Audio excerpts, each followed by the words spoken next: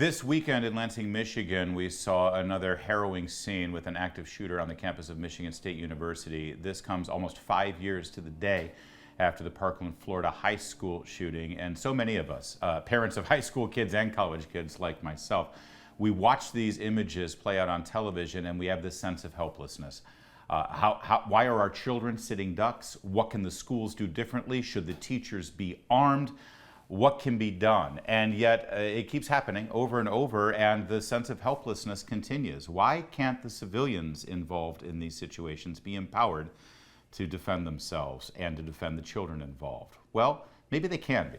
Let's bring in an expert on this. His name is Jeff Broaddus. He's the president of Broaddus Defense.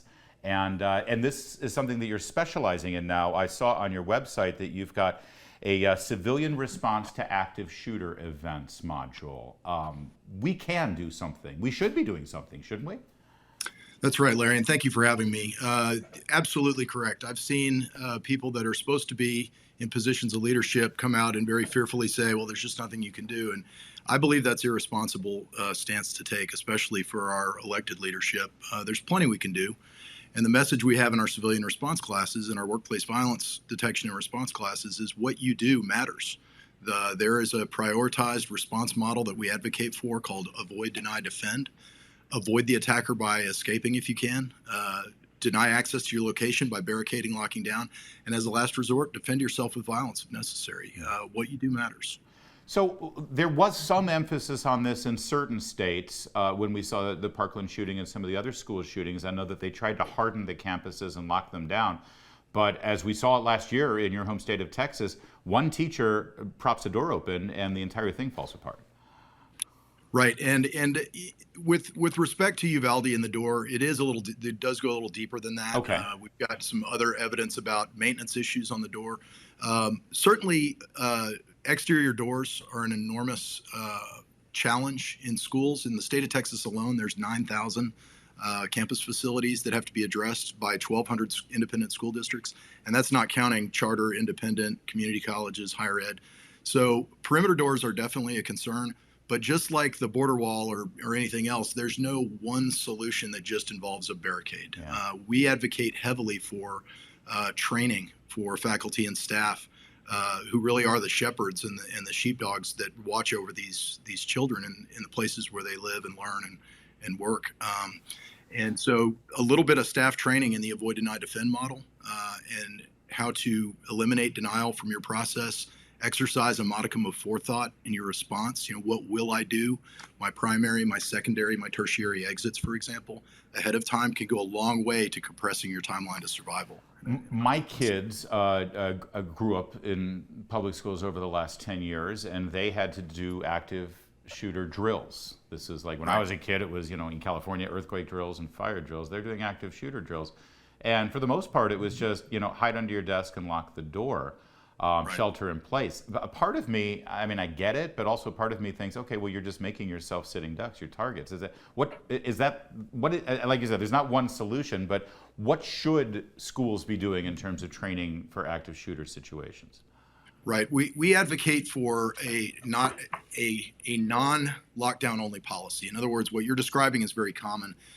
You'll hear things called lockdown drills, or what we do is lockdown procedures. It goes way deeper than that.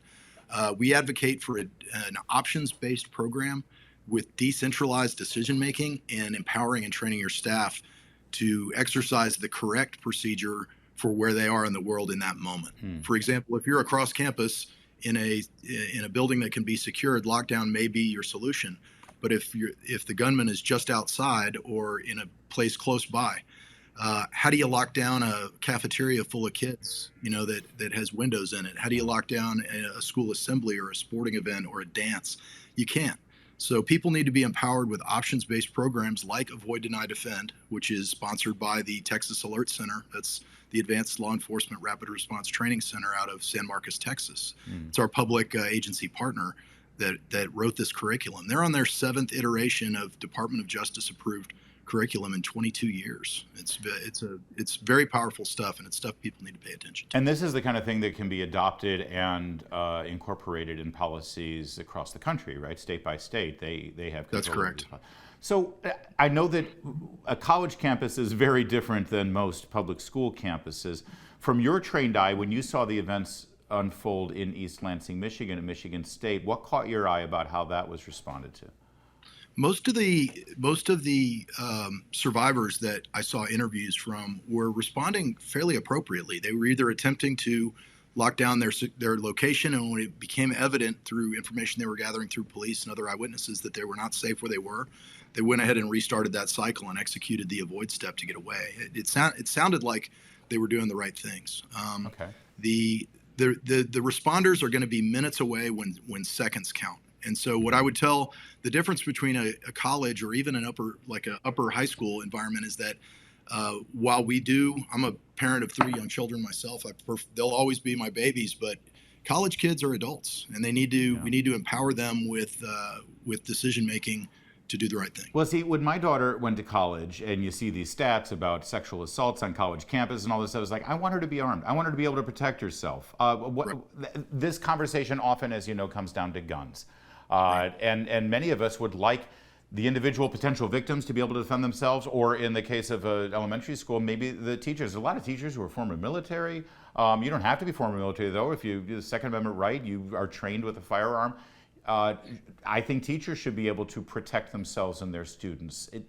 The argument back, Jeff, is always, well, more guns are not the solution. Is there an argument to be made for trained armed response on campus?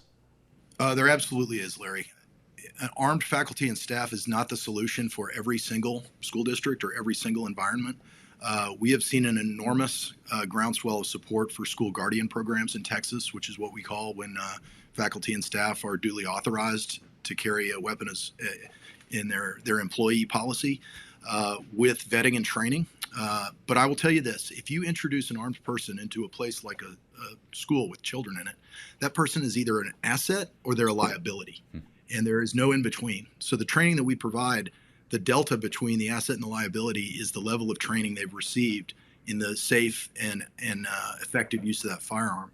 We dedicate 15 sessions in a 12-month space with 8 hours of in-service training per month to school guardians. Most of the rural districts and independent school districts that we train, that is a much higher level of training than even their local police will receive that year. So I've been around the military and the vets long enough to sort of pick up on the way they communicate. You're former military. You're a veteran? Yes. So this is also, Jeff, a great job opportunity, frankly. There's a lot of people who come back from service, serving overseas. We've read the stories. They're not sure how they fit in. They still want to serve, but they don't know what to do now that they're no longer in the Marine Corps. This is actually a great way to get them to protect children right here at home, isn't it? I think properly vetted and screened individuals with the proper mindset and background could be a very good option, yes. And Broaddus Defense provides the requisite training to get somebody in that, inside the United States, security operations in a place like a school. It's very different than a combat environment, but the mindset and the training that people have can stand to be very valuable. Sure. I see most of my Guardian students are actually younger female employees, young school teachers, and cops, firemen, soldiers, Marines, even school teachers. They don't do these things for the money, right? They don't do it to get rich. Right. So we find that when a school employee identifies themselves as a possible candidate for something like this, it's usually based on some sort of purpose-driven life that they lead as an educator. They have a responsibility. The public expectation is they have a responsibility to protect these children's physical safety.